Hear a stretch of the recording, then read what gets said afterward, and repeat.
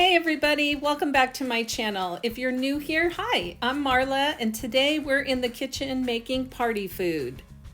And also be sure to subscribe to my channel if you haven't yet, and hit that bell so that you'll be notified each time I upload a new video. If you're a football fan, you know it's been a crazy season, but this Sunday is the final game, the Super Bowl game, and we're looking forward to it. Even though, based on COVID, we won't have a lot of guests, it'll still be a lot of fun. I'm going to show you how to make some of my favorite recipes, ones that aren't just for Super Bowl Sunday, but for any party you would have.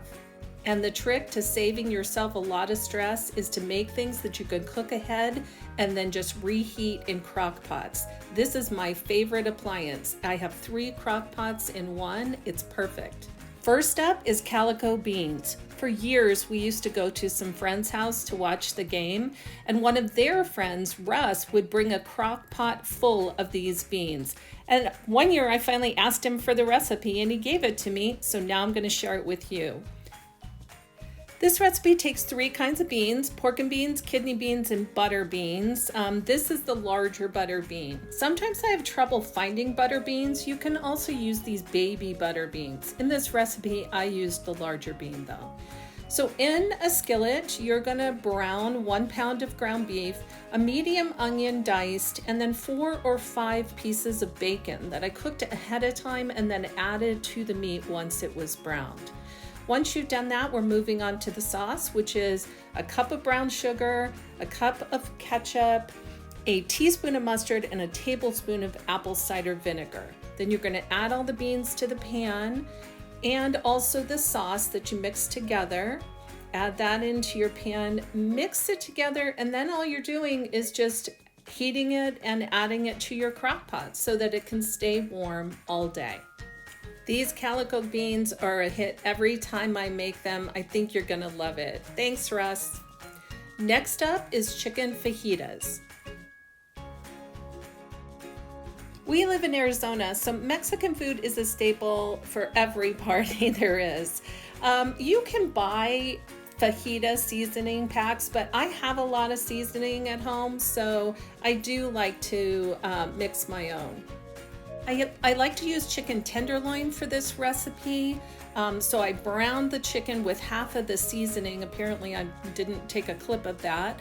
But then I take the chicken out and add the peppers and the onions to that same pan with the rest of the seasoning so that you're getting the seasoning on the chicken as well as on the peppers and onions. So then you're just gonna saute those in that hot pan until they are cooked down, and then you're going to combine it together. So we add the chicken back in, mix it together, and once it's heated through, it's ready for the second crock pot.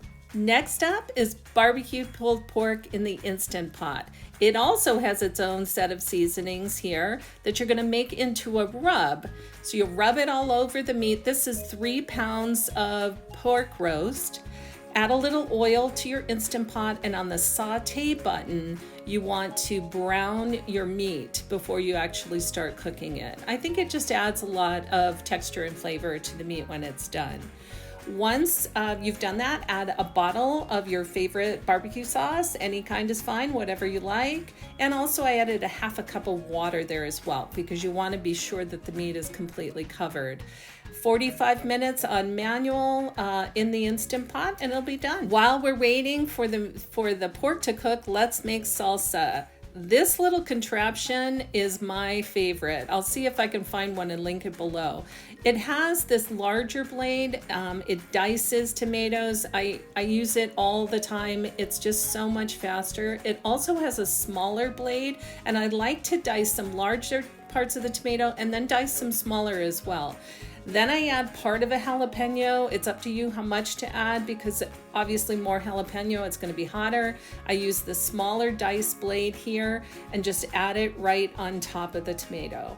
Then with this fresh vegetables, I also add some of this Rotel diced tomatoes and green chili. It comes mild or medium or hot, again, your preference. Then I cut in some green onion, add a little garlic and also some salt.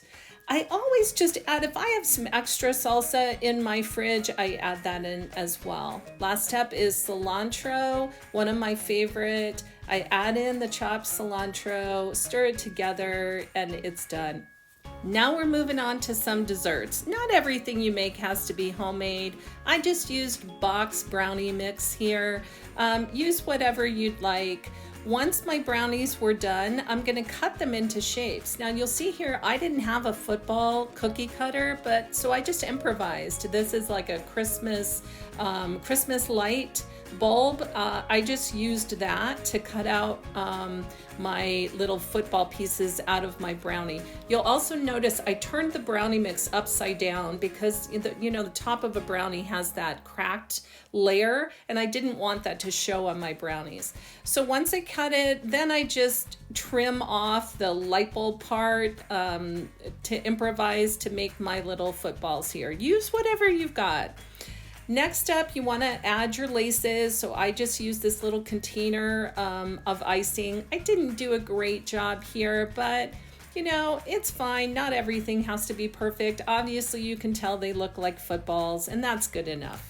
This next dessert is one of my favorite because it's so easy. If you don't have a lot of time, this is the way to go. I use this cake plate upside down as my container. I also use this sometimes as a punch bowl. So this is a very versatile product. But today I'm going to use it for my trifle. Here's what you need. You need vanilla pudding, Cool Whip, angel food cake, frozen strawberries and sugar, and then some fruit. And it's so easy. You literally just break up the cake into small pieces, and then you're just gonna layer all the ingredients one by one. So you're starting with the cake on the bottom as a first layer. So you use half the cake. You're gonna make two sets of layers here. Then you're gonna add a layer of the vanilla pudding. So half of the vanilla pudding goes in at this point. And you can adjust this depending on the size of your bowl. Then half of the frozen strawberries that have sugar in them, which makes them very sweet. And then once you've done that layer, then you're moving on to the fresh fruits. So the half of the blueberries go in. And then also, you can add any fruit here. I'm adding blueberries and strawberries, but you can also add bananas here would be great as well. Then you're adding a layer of the whipped cream across the top. Just spread it around until it's even. It doesn't make any difference. Then you're adding the second amount of each thing. So you've got the angel food cake, then the vanilla pudding, the rest of the strawberries, the fruit, and then the whipped cream on the top. I'm telling you, it's so easy. This is also a perfect dessert to take with you if you're going to go to someone else's house for an event. Then I just slice it into a strawberry just to add a little decoration to the top. One little strawberry and a few blueberries to decorate, and we're done. Now that our desserts are done, let's return to our pulled pork.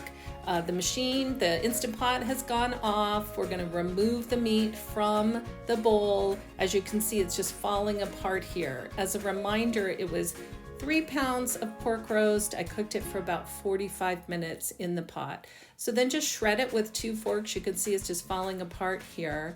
And for the sauce in the pan, turn the Instant Pot back onto the saute button and let it boil for a little bit to reduce slightly. And then you're gonna add about a cup of sauce to the meat. It really depends on how much meat you have.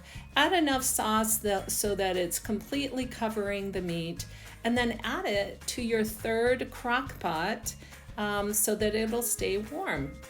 Here's an alternative way to serve veggies and dip. Instead of just a platter of veggies with a bowl of dip in the middle, what I did was I took these little plastic condiment containers, added the ranch to the bottom, and then cut my veggies into strips so that they could stand up inside the little cups. For the vegetables that aren't sticks, the sticks will stand up by themselves, but like the tomato here, I just used a toothpick, added a piece of broccoli to the top. That way the littler vegetables won't roll around or fall out of the cup. But it's just a really cute way of serving veggies, and I find people even eat more veggies that way. Last up is a tray for condiments for our fajitas or for the chips that you're serving. I did make that guacamole, but it's so easy. I just mash avocado, and then I just add some of my chunky salsa and a little sour cream and mix it together. Really easy. And now everything's done.